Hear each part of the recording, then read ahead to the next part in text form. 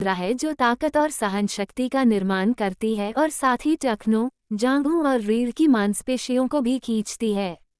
यह एक स्क्वाट जैसा आसन है जिसमें हाथ ऊपर की ओर फैले होते हैं। इसे करने का तरीका इस प्रकार है।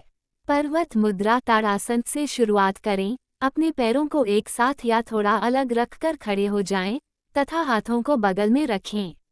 अपने घुटने मोड़ें। अपने कूल्हों को इस प्रकार नीचे करें जैसे कि आप कुर्सी पर बैठे हों।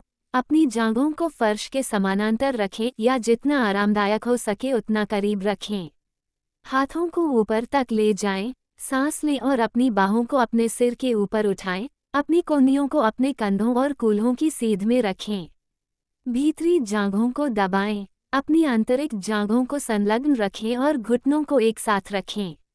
छाती को आगे या थोड़ा ऊपर रखें। रीढ़ की हड्डी को तटस्थ बनाए रखें और अपनी छाती को ऊपर उठाएं। सांस रोककर रखें। इस मुद्रा में 30-45 सेकंड तक रहें। अपनी सांस पर ध्यान केंद्रित करें और संरेखण बनाए रखें।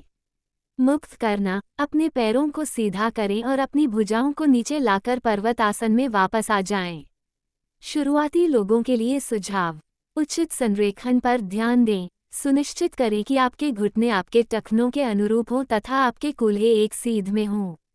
सहारे के लिए दीवार या कुर्सी का उपयोग करें। यदि आवश्यक हो तो आप मुद्रा की सही गहराई का पता लगाने के लिए दीवार या कुर्सी का उपयोग कर सकते हैं। अपने शरीर की आवाज़ सुनें। यदि आपको दर्द महसूस हो तो इस आसन को करने के लिए खुद को मजबूर न करें।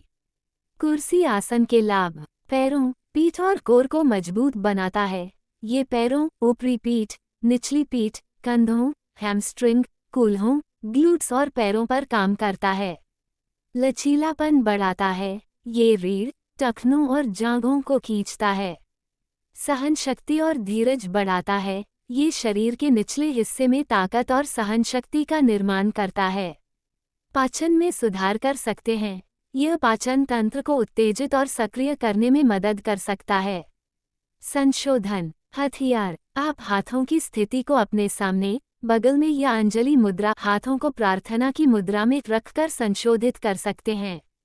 स्क्वाट की गहराई। आप अपनी सुविधा और लचीलेपन के आधार पर स्क्वाट की गहराई को समायोजित कर सकते हैं।